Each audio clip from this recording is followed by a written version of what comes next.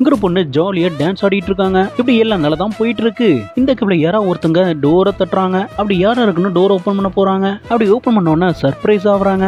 வேற யாரும் இல்ல, பெரிய பொண்ணோட ஹஸ்பண்ட் தான். ஓ, நீ எனக்கு வேண்டாம், என்னோட டாடி தான் எனக்கு வேணும். எங்க 2 பேர்ல யாரு உங்களுக்கு செல்லும் சொல்லுங்க. இப்படி கேட்டோன்னா வைஃப் ஃபர்ஸ்ட் பாக்குறான். அதுக்கப்புறம் என்ன சொல்லலாம்னு யோசிச்சுட்டு இதுல என்ன இருக்கு, எனக்கு எப்பவுமே என்னோட டாக்டர் தான் செல்லம். இதை கேட்டோன்னா அவங்க முகம் சுருங்கி போச்சு. குட்டி பொண்ணுக்கு ரொம்பவே சந்தோஷம், டாடி என்ன சொல்லிட்டாருன்னு. எப்போ வீட்டுல தானே சாப்பிட்டுட்டு இருக்கோம், இந்த ஒரு வாட்டி மட்டும் நம்ம வெளியே போய் சாப்பிட்டு வரலாம், என்ன சொல்ற? இதை கேட்டுட்டு லைட்டா கோவத்துல கிச்சனுக்கு போறாங்க. டாடி அம்மாக்கு இன்னைக்கு பர்த்டே, அம்மாவை ஹோட்டல் கூட்டு போயிட்டு சர்ப்ரைஸ் பண்ண போறேன், அம்மாட்ட சொல்லிடாத, ஓகேவா? எனக்கு ஓகே டாட். இப்படி கோவத்தில் இருக்கும்போது வந்து சமாதானம் பண்றான். எனக்கு எப்பவுமே செல்ல குட்டி நீ தான். எங்க டாடி எங்களை ஹோட்டல் கூட்டு போறாங்களே, இப்போ ஹோட்டலுக்கும் கூட்டு வந்தாச்சு, ஆனாலும் லைட்டா கோவம் இருக்கதான் செய்யுது. என்ன மனுஷன் நம்மளோட பர்த்டே வரைக்கும் ஞாபகம் வைக்காம மறந்துட்டாரு எல்லாமே.